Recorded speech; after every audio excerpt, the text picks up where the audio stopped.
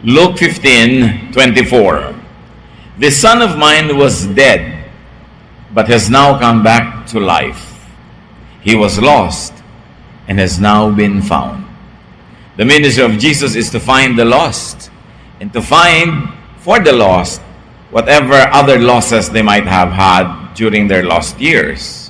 Lost and found, the case of Zacchaeus. Panginoon, salamat po dahil kami ay inyong patuloy na minamahal, iniingatan, inaalagaan, tinuturuan, inaakay. Linisin niyo nga po kami at sa sandaling ito humihingi kami, Panginoon, ng talino, ng liwanag ng isip, na maunawaan namin ang mga hiwaga ng iyong salita at ito ay aming mapakinabangan sa pang-araw-araw na buhay. We ask you to be our preacher. Kayo po ang mangaral, walang iba kaming nais marinig kundi kayo. Gamitin niyo lamang po ang inyong lingkod.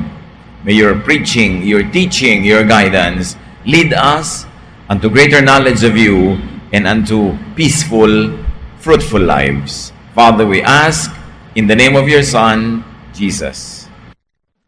Luke 19:1-10, isa sa mga pinakamahal at paboritong kwento sa New Testament. Jesus was going through Jericho, where a man named Zacchaeus lived. He was in charge of collecting taxes and was very rich. Jesus was heading his way, and Zacchaeus wanted to see what he was like. But Zacchaeus was a short man and could not see over the crowd, so he ran ahead and climbed up into a sycamore tree. It's good to review this classic story every now and then. Ang city ng Jericho ay hindi pinupuntahan ng mga propeta. Sa napakahabang panahon, si Jesus ang kauna-unahang maitatawag na holy and righteous man that visited the city. And in that city was this very colorful character, Zacchaeus. He was not only a tax collector, he was the chief tax collector. And the city was in the trade routes. Hindi ka pwedeng dumaan ng Jerusalem nang hindi ka maiimpluwensyahan o madadaan ka sa syudad na ito. Kaya lahat ng mga kalakal na pababa at paakyat ng bundok patungong Jerusalem, dadaan at dadaan dito. Taxation will happen. It was a place where a lot of money is changing hands, and also a place notorious for many sinful activities of its people. At itong si Zacchaeus is not only considered a sinner but a primary leading one because he was a chief tax collector. Not that his job is already automatically to be equated with sin, but to collect taxes for the Roman government among the Israelites who were a conquered people at that time was considered doubly wrong. Marami ang notorious sa mga taxation, nangungupit sila, nag-over tax para yung sobra kanila. Pero itong si Zacchaeus, chief tax collector pa. At ang mga tax collector noong araw na yan ay kinoconsider nilang masasamang tao. Palibhasa ay naglilingkod sila sa gobyerno ng Roma na noon ay sumakop sa Israel. So doble-doble ang kanyang maituturing na kasalanan. Kung siya ay susukatin sa conservative and the usual traditional measurement used by the Israelites.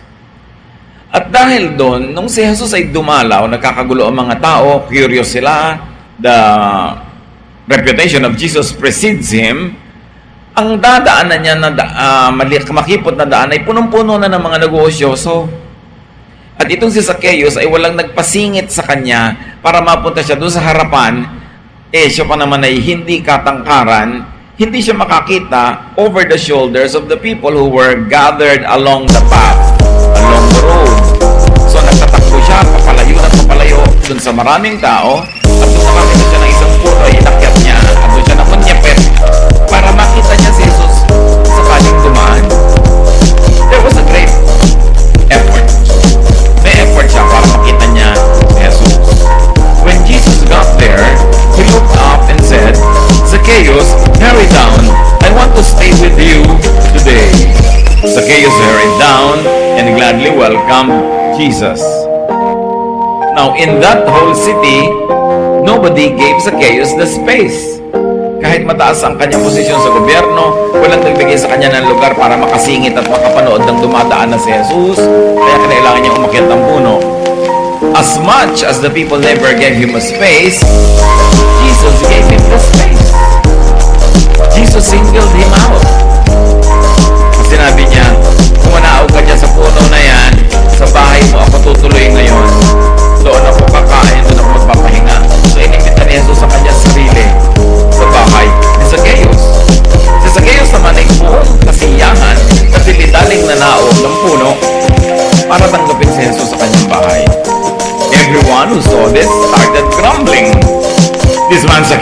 is a sinner. And Jesus is going home to eat with him. So kitang-kita na natin na ang attitude ng bayan kay Zacchaeus na-confirm. Nung si Jesus ay nagsabi kay Zacchaeus, punta ako sa bahay mo, doon ako tutuloy. Sabi ng mga tao, makasalanan ng tao yung Zacchaeus. At dinami-rami natin dito, dyan patutuloy si Jesus. So kung talagang sila lang, hindi sila makikitungo, makikisalamuha, makikipagmabutihan, makikisangkot. Kay Zacchaeus. Zacchaeus was an outsider in this town. Hindi siya welcome sa buhay ng mga tao, kaya pala walang magpasingit man lang sa kanya kahit kaprasong lugar, masilip man lang niya si Jesus. So tumuloy sila sa bahay ni Zacchaeus at natural sa haba ng oras, naghanda ng pagkain, ay napakarami na magitan sa kanila, napag-usapan, at nung matatapos na ang tugyugtong ito, later that day, Zacchaeus stood up and said to the Lord, I will give half of my property to the poor, and I will now pay back 4 times as much to everyone I have cheated. Being found by Jesus, Zacchaeus finds his inner self. Sabi niya, kalahati ng aking ari-arian ay ibibigay ko sa mga maralita at lahat ng dinaya ko isosoli ko times 4. And being a tax collector, he had the records. Kaya niyang balikan lahat ang kanyang dinaya. At hindi lang niya bibigyan ng karampatang interes. Dagdag pa, doble-doble pa, times 4. Meron pa kayang matitira sa kanya matapos siya ipamigay ang kalahati ng kanyang ari-arian at isoli lahat ng kanyang dinaya times 4. Pero may nangyari sa kanya. Nung matagpuan siya ni Jesus, natagpuan din niya ang kanyang nawawalang sarili. Meron pala siyang buti, meron siyang bait, meron siyang kagandahang loob na hindi lang lumalabas. At ngayon, dahil kay Jesus, ay lumabas ito. Jesus said to Zacchaeus, today, you and your family have been saved because you are a true son of Abraham. The Son of Man came to look for and to save people who are lost. Sabi, kitang-kitang ebidensya, naligtas ka sa araw na ito. Hindi ka naligtas dahil magbibigay ka ng pera sa mahihirap, kundi dahil ligtas ka na. Dahil nabasag na yung matigas na shell na nakabalot sa iyong puso, lumabas na yung flesh na puso mo, yung kabutihang loob mo na itinanim dyan ng Diyos na nakulong ng kasalanan at kinulong ng mga taong ayaw magbigay sa iyo ng pagkakataon na makipagmabutihan sa kanila. So yan ang katunayan na yes, indeed, you are saved. Mission accomplished. Who could say? It's very probable na talagang si Zacchaeus lang ang sinadya ni Jesus sa bayan na yon. Dahil wala naman siyang ibang kinausap, si Zacchaeus lamang. The sad truth is that everyone is lost. But not everyone is like Zacchaeus who seeks. Lahat ng mga tao doon sa bayan na yon, yung mga nakalinya doon sa kalsada, lahat yan pala lost. No one is righteous. Not even one. But only Zacchaeus had the heart that was really seeking, earnestly, sincerely. And Jesus saw through that and honored him with Jesus' very personal presence in his home. Because of his work and deeds, because of what you might call sins, Zacchaeus lost his moral sense and standing. He was collaborating with the Roman conquerors. He was cheating his own people who were already very impoverished. Yung trabaho ni Zacchaeus, yung profesyon niya, naglayo sa kanya sa Diyos. Gaano karaming trabaho ang naglalayo sa Diyos? O gaano karaming parts of work and jobs actually bring us away from God? Take us away from God. Nalayo siya sa Diyos, nalayo siya sa kanyang mga kababayan, at higit sa lahat, nalayo siya sa kanyang sarili. Minsan sa buhay natin mga kapatid, there is a Zacchaeus in us. May ginagawa tayo na maaaring pinagtutubuan natin, pinagkakakitaan, pinakikinabangan. Iba't ibang uri ng pakinabang, maring financial, social, status, whatever. Pero naglalayo sa atin sa Diyos. Tulad ng nangyari kay Zacchaeus. At pag ito'y naglayo pa sa atin sa mga tao, yung ating puso tumitigas ng tumitigas dahil nababalot ng protective mechanism. Pag alam mo na ang tao ay galit sa'yo, hinuhusgahan ka ng tao, bistado ka ng tao, ang tendency ng marami, lalong magmatigas. Kaya yung nawawalay sa kapwa, lalong lumalayo. Lumalayo ang loob, lumalayo ang katawan, lumalayo ang buhay. At yan ang nangyari kay Zacchaeus. Because of his word and deeds, Zacchaeus lost his social standing. Mataas officially ang kanyang lugar sa lipunan, pero mababa ang pagtingin sa kanya ng kanyang mga kababayan. Bumaba ang kanyang lugar sa lipunan, at ganun din, Zacchaeus lost his self-worth. Dahil hindi naman siya pinahahalagahan ng mga tao, lalo naman niyang nalubog siya ng nalubog sa hindi pagpapahalaga sa kanyang sarili. Dumami ng dumami ang dinadaya, lumaki ng lumaki ang utang sa kapwa at sa Diyos, habang siya yumaman naman ng yumaman. At habang ang ating self-worth o personal na pagpapahalaga sa ating sarili ay bumababa, humahanap tayo ng pantakip doon.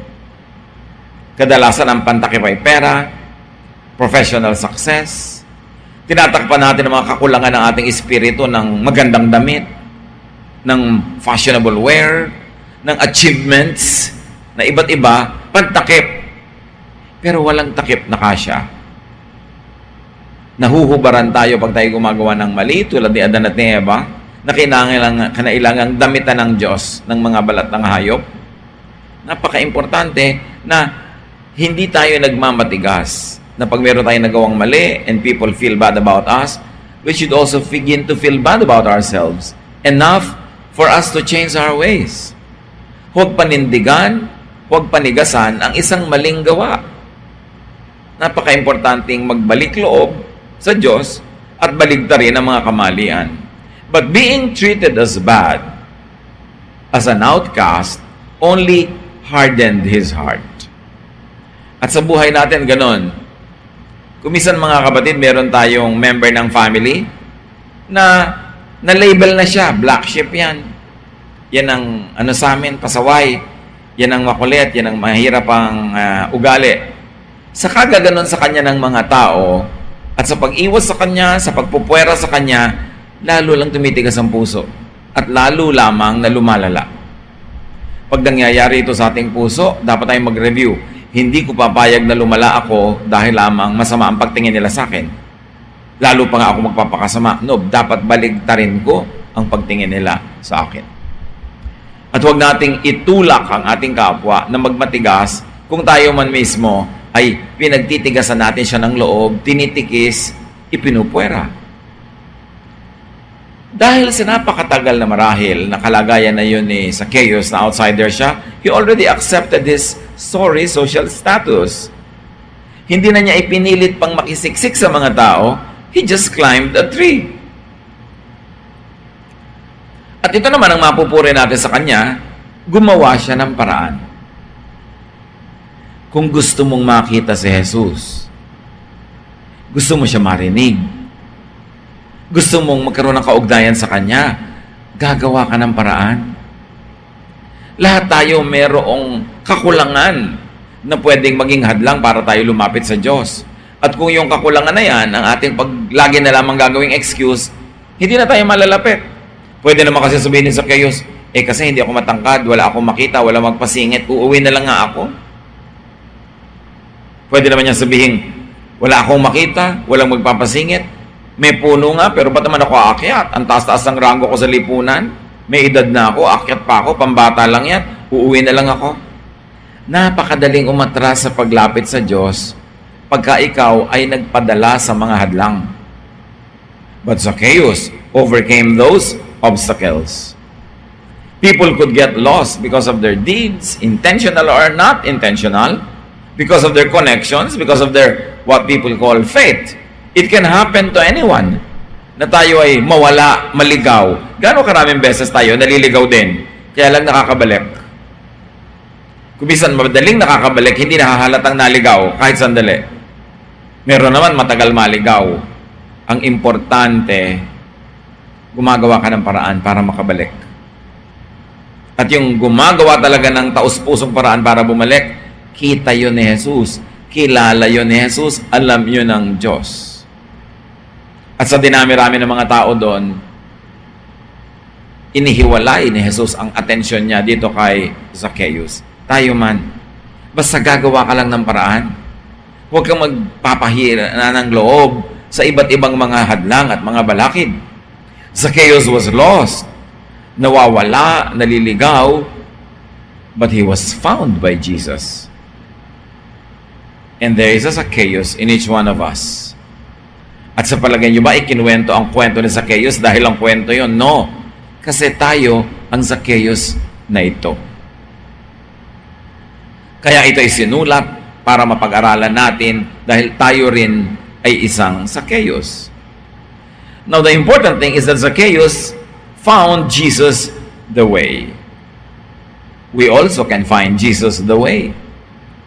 Basta meron kang kagustuhan na hanapin si Jesus at gumagawa ka ng makaya mong gawin, sukdang umakyat ka ng puno, ano man ang kahulugan nun sa buhay natin, para marinig mo, makita si Jesus.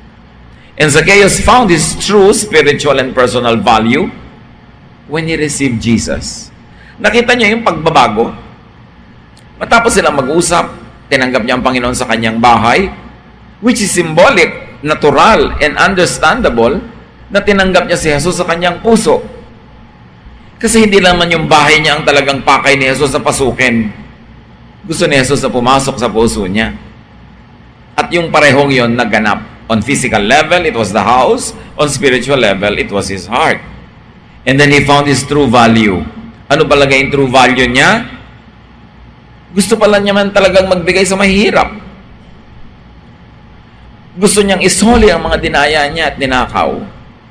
Kaya lang wala siyang pagkakataon. Walang nagbibigay sa kanya ng pagkakataon na magbalik loob, na magbagong buhay, until Jesus found him. He found his inner goodness when he received Jesus' goodness to him. Sa loob ng puso ng bawat tao ay may tanim na kabutihan ng Diyos dahil tayo ay nilikha ng Diyos sa kanyang wangis. Everyone was created by God in His image. That image could be polluted, could be corrupted, could be twisted, and could seem to have been lost, but it's always there.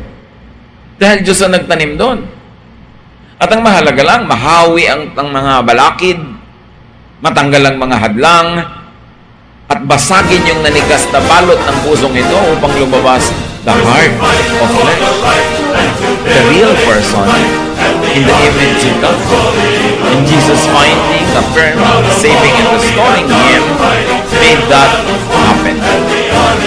Inside everybody's heart is a godly inner person waiting to be found, waiting to be released from prison.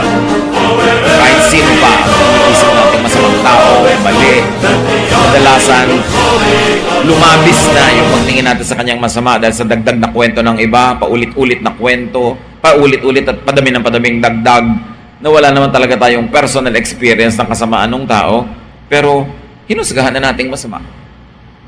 O kaya may nagawang masama, nagpasya ka na itrato siyang masama, kaya kung may ginagawa siyang mabuti, hindi mo na pinapansin yun. Ang pinapansin mo na lang yung masama para lalong mabuo yung monumentong negative na ginagawa mo tungkol sa kanya. It happens in politics. It happens in social life. It happens in corporate life. When people have decided to demonize a person, i-ignore nila yung magaganda niyang ginagawa at papalakihin lang nila yung masama para lalong lumaki yung monumento ng kasamaan na sila mismo ang bumubuo. But when a man truly receives Jesus, his God-given goodness is set free and released. Kaya mahalaga mga kapatid na dalhin natin si Jesus sa ating mga Jericho, kung saan nandun ang ating mga Zacchaeus na hinusgahan na ng iba, ipinwera na, pero naghihintay lang ng pagkakataong matagpuan siya ng Diyos, matagpuan niya si Jesus, mabasag yung kanyang kulungan, at lumabas yung espiritu sa kanya na mahalimuyak, mabango, mabait, mabuti. People need the chance. You have to bring Jesus to your Jericho. Bahay nyo ba yon? Office? Workplace? Social circle? Kayo lang ang pwede magdala kay Jesus doon kasi kayo ang may access. So I want to challenge you, sino-sino ang mga sakeyo sa inyong buhay na nangangailangang magkaroon ng personal encounter with Jesus? Now, as a believer, you can be the intercessor. You can be the bridge. You can be the link between your Zacchaeus and Jesus. At ang ating ambisyon, ng goal ay lumabas yung tunay at totoo at maganda tungkol sa Kanya. Yung tinasabi na, the true, the good, and the beautiful. Hindi yung puro bad and ugly na lang. Kasi merong ganun ng bawat tao. When a man truly receives Jesus, goodness is unleashed from within him. Para bang yung babaeng binasag niya yung kanyang alabaster jar at lumabas mula doon yung halimuyak ng pabango na inialay niya kay Jesus. Kuminsan kailangan mabasag ang tao para lumabas ang halimuyak. Para mga bulaklak na kuminsan ay kailangang mapisa, mayurakan, madurog para lumabas ang bango. So hindi lahat ng pagkakabasag ay masama. Kung ito ay pagkakabasag ng mga kulungan ng ating puso, ng ating isip, at dahil doon ay lumalabas ang tunay at maganda nating pagkatao. Yung pagkakabasag na yan, kung isa nangyayari ko, ikay nabigo. Kasi ang pagkakabasag, pagkabigo, pwede maging dalawa ang effect. Sumama ang loob mo, magalit ka sa mundo, at sumama ang iyong ugali. O maging humble ka, ma-realize mo ang iyong mga pagkukulang, ang iyong pagkakamali, at maghanap ka ng paraan para improve ang iyong sarili. The same heat that melts the wax hardens the clay. Kaya kung may dumadating sa ating hirap, pagsubok, make it a point that it becomes positive, that the effect in your life will be positive, not negative. That the experience will make you better, not bitter. That you will learn from it at hindi ka madadala lang basta sa buhay at ayaw mo nang mabuhay, kundi ngayon alam mo na kung paano mabuhay ng tama dahil nalaman mo na kung paano yung mali. By elimination, you will become a better person by identifying your mistakes. Ang isang taong marami na naging mistake should be a very wise man or woman. Kung matututo at magsisikap matuto. At ang lahat ng yan nangyayari, pag pumasok si Jesus sa ating buhay, sinunod natin ang kanyang kalooban. When a man truly receives Jesus, God's image in him is restored and enhanced. Of course, grammatical lang yung sinasabi nating man. Ibig sabihin din natin, tao, man or woman, male or female. The same. Importante na makawala yung tunay na espiritu na kinukulong ng kasalanan, ng image making ng mga tao sa ating paligid na nangkukulong din sa atin. And when people find true acceptance like Zacchaeus, they find their true worth. They learn to be and to do good. Nire-reject ng bayan na yon si Zacchaeus. Wala siyang chance na ipakita ang kanyang kagandahang loob. Inaccept ni Jesus si Zacchaeus. Tinanggap, walang patakaran, walang tanong-tanong, walang requirement para pumunta si Jesus sa kanyang bahay. Basta tayo na pupunta ako sa bahay mo. Sa pagtanggap na yon, doon nakalaya si Zacchaeus. Nakalaya siyang gawin yung mabuting gusto niya sigurong gawin noon pa. Mga kapatid, sino sa inyong mga kamag-anak, kaibigan, ang nire-reject nyo? Magulang, are you rejecting your own son or daughter for whatever reason? Are you rejecting your own mother or father for whatever reason? Are you rejecting your brother or sister? Only when we accept people do they find their true worth. Mahalaga acceptance. Hindi acceptance na ibig sabihin ay ito-tolerate mo yung ayaw mo sa kanya forever, but you begin with acceptance. And when you accept people, and when they know that you accept them, they begin to change for the better. But you cannot require them to change first before you accept them. It will not happen. Kaya marami mga pamilya, sayang naman, tumatanda, magkakalayo, nagkakandamatay, hindi nagkakasundo-sundo, kasi hindi nila ina-accept ang isa't isa. One of the best gifts that you could give to people is to accept them for who and what they are. And then, they will find their true worth, they will be inspired to be the better versions of themselves, and that's only when you could actually assist in their development. Not before, but after you accept them. Tayo man, pag tinatanggap tayo, di ba, tayo at ease. Hindi tayo sakal, hindi tayo hirap. Mas gusto natin yon, maginhawa sa loob, maluwag sa dibdib. And that's when metamorphosis, development, change can happen. Rejection only forces people to have a fortress facade. Mas nire-reject mo tao, mas nagmamatigas. Siyempre, pinoprotect niya ang sarili niya from rejection, from pain, from sorrow, from all kinds of hurts. So ayaw mo sa akin ha? Ayaw ko rin sa iyo. Hindi mo pala ako gusto? Di rin kita gusto. Ganun ang attitude ng mga tao. Pero you want them to soften, you first soften up to them. Love begets love. And Jesus is about love. Napakaraming nangyari sa simpleng kwento ni Zacchaeus. Dapat siya sa atin at suriin. The best and only way to treat lost people is to find, reach out to, do good to them. Yan ang pinakamagaling. Yung lost na nga, i-reject mo pa, lalo yung lalayo. Nakita niyo yung tinatawag na prodigal son? Na unang verse na binasa natin. Sabi ng father, my son was lost, now he is found. He was dead, now he is alive. And the first thing that the father did was to accept him. Without condition. Yung anak na yan, na alam na natin marami sa atin ang kwento, hiningi ang kanyang mana, buhay pa yung tatay, nilostay, at nung naubos, umuwi. Hindi na para maging anak, kundi para maging katulong. Willing na siya, may makain lang, pero hindi siya tinanong ng ama, hindi siya sinita, hindi kinwenta, tinanggap siya agad, minahal siya agad. You can imagine what transformation would happen in that kind of a person. Na ang isinagot mo sa kanyang kabiguan ay pag-ibig, ang isinagot mo sa kanyang pagiging suwail ay pag-ibig, lalabas at lalabas at lalabas yung buti na nasa kaibuturan ng kanyang puso. Meet people where they are. Notice, affirm them. Tulad ng ginawa ni Jesus kay Zacchaeus. Sabi niya, uy, bumaba ka dyan, sa bahay mo ako pupunta ngayon. Pinansin. Enter the home, the heart, the life of your Zacchaeus. Bring Jesus with you. Help break their hard shell. So the question is, could there be a Zacchaeus in you? Huwag na muna tayong lumayo sa ating mga sarili, giving you the identity, lifestyle, and status of a lost person. It's no accident that you're hearing this now. Like, it was no accident that Jesus went to Jericho just for Zacchaeus. Pare-pareho tayong mahal ng Diyos.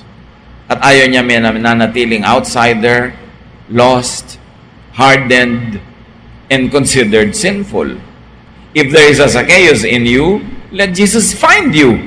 And how do you do that? Look for and look at Jesus. Just like Zacchaeus did. May ginawa si Zacchaeus, hindi naman basta bumagsak mula sa langit yung kanyang napakagandang palad na yon.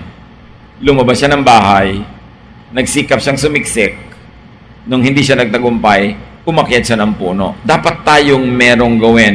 Climb your tree so you will see Jesus. Get near to Jesus. Climb your tree. Whatever your tree is. And accept Jesus' invitation and proposal. Sabi niya, I will stay at your house. Jesus is inviting each one of us. He is inviting Himself to each one of our hearts. Sabi niya, behold, I stand at the door and knock. Whoever opens, I will come in and be with him and eat with him. Whoever opens. For God so loved the world that He gave His only Son, that whoever believes in Him will not perish, but will have everlasting life. So accept Jesus into your heart if you haven't yet. And if you have, accept more and more and more of Jesus, because you will never run out of things, beautiful things, to accept.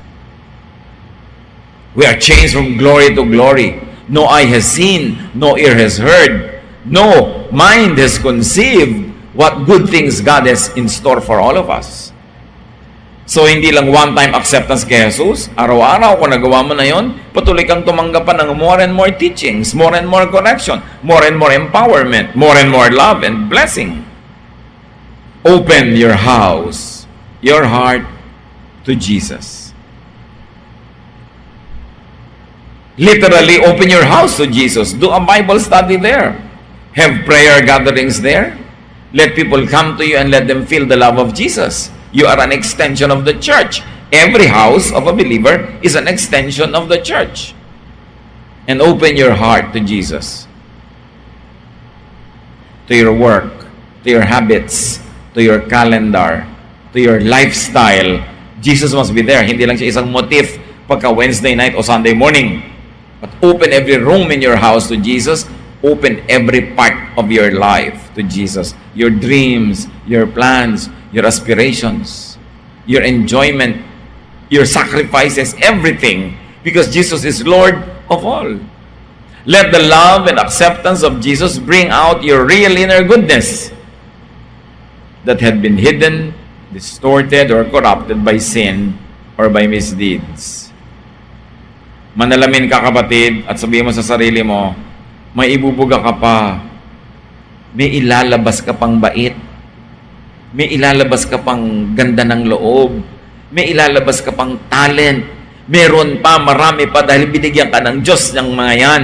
Huwag kang makontento sa level ng kabutihan, kabaitan, productiveness, fruitfulness, godliness mo ngayon. More and more can come out of you because He who is in you is greater than he who is in the world.